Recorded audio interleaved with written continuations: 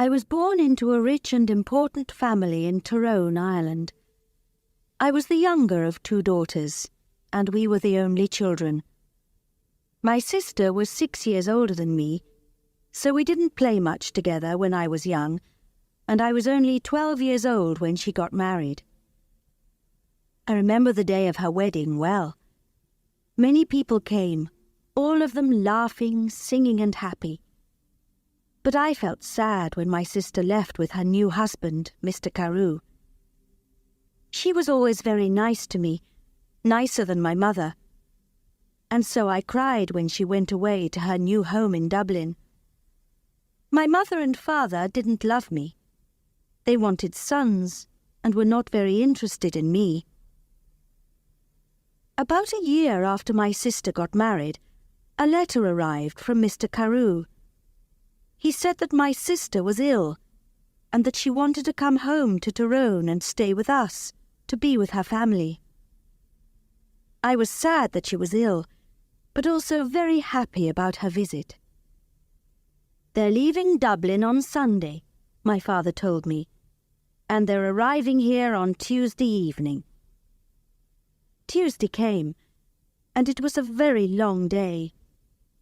Hour after hour came and went, and I listened all the time for my sister and her husband. Now the sky was dark, and soon it was midnight, but I couldn't sleep. I listened and waited. Suddenly, at about 1 o'clock in the morning, I heard a noise far away. I ran out of my bedroom and down to the living room. "They're here! They're here!" I called to my father, and we quickly opened the front door to see better. We waited there for a few minutes, and we heard the noise again, somebody crying far away in the night. But we saw nothing. There were no lights and no people there. We went outside, waiting to say hello and to help my sister with her bags. But nobody was there. Nobody came. I looked at my father, and he looked at me. We didn't understand. "I know I heard a noise," he said. "Yes," I answered. "I heard it too, father. But where are they?" We went back into the house without another word. We were suddenly afraid. The next day a man arrived and told us that my sister was dead. On Sunday she felt very ill, on Monday she was worse, and on Tuesday, at about 1 o'clock in the morning, she died, at the same time that we were outside the house in the night waiting for her. I never forgot that night. For the next 2 years I was very sad. You could say that I stopped living. I didn't want to do anything or speak to anyone. Mr. Carew soon married another young woman in Dublin, and I felt angry that he forgot my sister so quickly. I was now the only child of a rich and important family, so before I was 14 years old, men started to visit our home. They wanted to meet me and perhaps to marry me. But I didn't like any of these men, and I thought I was too young to be married. When I was 16, my mother took me to Dublin. "Dublin is a big city," she said. "We're going to meet richer and more interesting men than the ones back home in Tyrone. We can easily find you a good husband in Dublin." In Dublin, I began to be happier. I met a lot of friendly people, and I went dancing every evening. A lot of young men came to speak to me and asked me to dance. I liked talking to them. I started to live and laugh again, and I didn't think about my dead sister all the time. But my mother was not so happy. She wanted me to find a husband quickly. One night, before I went to bed, she came into my room and said, "Do you know Lord Glenfallen?" "Oh, yes," I answered. "He's that ugly old man from Cahagilla." "He's not ugly, and he's not old, Fanny," my mother said quickly. "He's from a very rich and important family, too, and he wants to marry you. He loves you." "Loves me? Wants to marry me? But he's making a mistake, Mother," I said. "I don't love him. I can't marry somebody I don't love." "Think about it, Fanny," my mother answered quietly. "He's a good man, and he wants to marry you. You're a very lucky young woman." My mother left the room, and I sat quietly for a long time. Lord Glenfallen was a nice, friendly man, I thought. I didn't love him, no, but I did like him. He always talked about interesting things. I never felt happy at home with my mother and father, but I always felt better when I talked to him.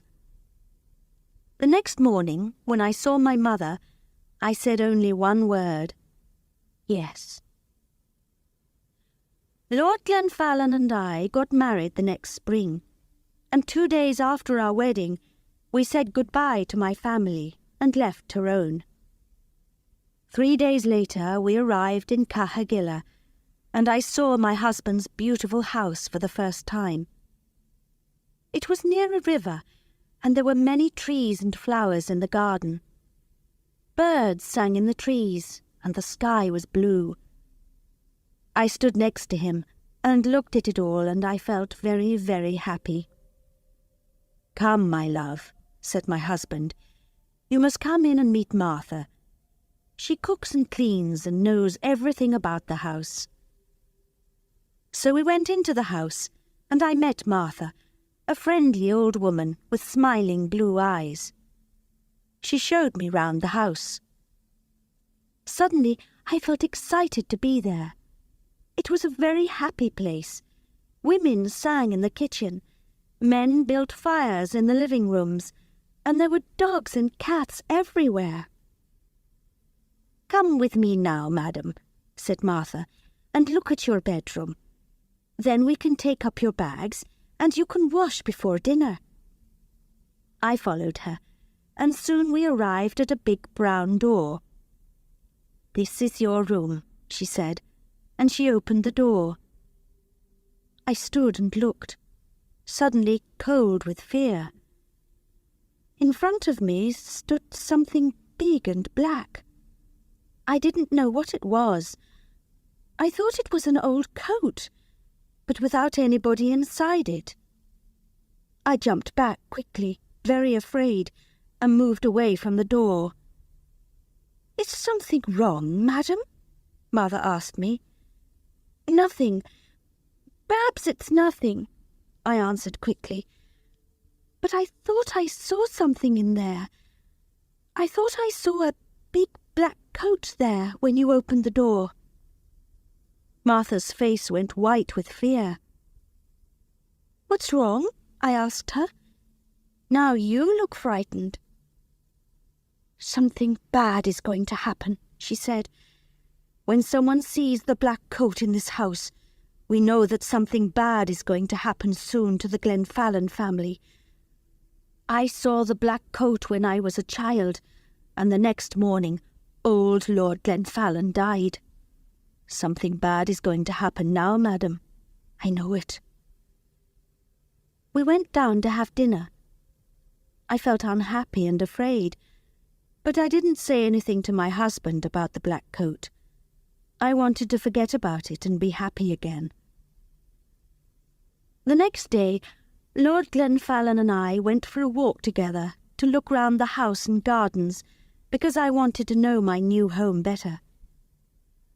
"I like this house and all the people here," I said, "and I'm happy to be here with you. It's much better than Tyrone." My husband was very quiet for a long time. He walked with his head down, thinking. Then suddenly he turned to me, took my hand and said, "Fanny, listen to me. Listen carefully. There's something I must ask you. Please, only go into the rooms in the front of the house. Never go into the rooms at the back of the building, or into the little garden by the back door. Never. Do you understand me, Fanny?" His face was white and unhappy. I understood his words, but I didn't understand why he was suddenly a different man. Here at Kahagilla, he never smiled or laughed any more. Perhaps the back of the house was dangerous, I thought, but he didn't want to talk about it any more. We went back to the house without speaking, and again I tried to forget his words and to be as happy as I was before. It was about a month later that I met the other woman for the first time. One day I wanted to go for a walk in the gardens. It was a beautiful day, and I ran up to my room after lunch to get my hat and coat. But when I opened the door of my room, there was a woman sitting near the fire. She was about 40 years old, and she wore a black coat. Her face was white, and when I looked closely, I saw that her eyes were white too. She was blind. "Madam," I said, "this is my room. There is a mistake." "Your room?" she answered. "A mistake? No, I don't think so. I don't think there's a mistake. Where is Lord Glenfallen?" "Down in the living room," I said. "But who are you, and why are you here in my room?" "Tell Lord Glenfallen that I want him," was all she said. "I must tell you that I am Lady Glenfallen, and I want you to leave my room now," I said. "Lady Glenfallen, you are not," she cried, and hit my face very hard. I cried out for help, and soon Lord Glenfallen arrived. I ran out of the room as he ran in, and I waited outside to listen at the door. I did not hear every word, but I knew that Lord Glenfallen was very angry, and the blind woman was very unhappy. When he came out, I asked him, "Who is that woman, and why is she in my bedroom?" But my husband didn't answer me. Again his face was white with fear. His only words were, "Forget her." But I did not forget her, and every day it was more and more difficult to talk to my husband. He was always quiet now, always sad and afraid. He sat for hours looking into the fire with his unhappy eyes. But I didn't know why, and he didn't want to tell me. One morning after breakfast, Lord Glenfallen suddenly said, "I have the answer. We must go away to another country, to France or Spain perhaps. What do you think, Fanny?" He didn't wait for my answer, but left the room very quickly. I sat and thought for a long time. Why must we leave Kahagilla? I didn't understand. And I didn't want to go too far away from my mother and father in Tyrone. They were old now, and my father was sometimes ill. They didn't love me very much, but I wanted to be near them. I thought about it all day, and I didn't know what to say to my husband when he arrived back in the evening and came in to dinner. I said nothing. After dinner, I was very tired, and I went up to my bedroom early. I wanted to have a good night's sleep and think about it all again the next day. I closed my eyes and went to sleep. But I did not sleep well, because I dreamed of the black coat. Suddenly, I woke up. Everything was dark and very quiet, but somebody was at the end of my bed. There was a hand with a light, and behind the light was the blind woman. She had a knife in her other hand. I tried to get out of bed and run to the door, but she stopped me. "If you want to live, don't move," she said. "Tell me one thing. Did Lord Glenfallen marry you?" "Yes, he did," I answered. He married me in front of 100 people. Well, that's sad, she said, because I don't think he told you that he had a wife. Me. I am his wife, not you, young woman. You must leave this house tomorrow, because if you stay here, you see this knife? I am going to kill you with it. Then she left the room without a sound. I didn't sleep again that night. When morning came, I told my husband everything.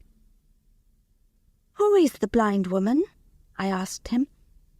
"She told me last night that she is your wife, that I am not your wife." "Did you go into the rooms at the back of the house?" asked my husband angrily. "I told you that you must never go there." "But I didn't," I answered. "I was in my bed all night. She came to me. Please tell me what is happening." My husband's face was white again now, and he didn't speak for a long time. Then he said, "No, she is not my wife. You are. Don't listen to her. She doesn't know what she is saying." And he left the room. I ran to find Martha. I didn't like this house anymore. My husband was a difficult man, and I didn't understand him. Who was the blind woman? I wanted to know everything. "Don't cry, madam," said Martha when I found her. "Sit down and listen to me. What I'm going to tell you is not very nice. The blind woman, the woman in the black coat, is dead. You saw her ghost. She was married to your husband, and she was Lady Glenfallen. Nobody knows how she died. Her bedroom was at the back of the house. Somebody saw your husband with a knife in his hand on the night she died. But did he kill her? Nobody knows. When we found her, the knife was on the floor next to her, and her eyes. Somebody cut her eyes out after she died. Perhaps he didn't want her to see his other women. His next wife. You." I didn't wait to speak to my husband again. I left that day. I was too afraid to stay another minute at Cahagilla.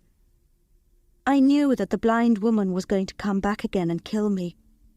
I said goodbye to Martha, took my bags, and told my driver to take me back to Tyrone. I'm happy living here with my mother and father now. The house is quiet. I sleep well each night, and they are friendlier to me than they were before. Sometimes my dead sister visits me at night, but I'm never afraid. She tells me that the blind woman is trying to find me at Cahagilla, and that she wants to kill me. She is jealous of me, but she can never find me there. She must wait for the next Lady Glenfallen.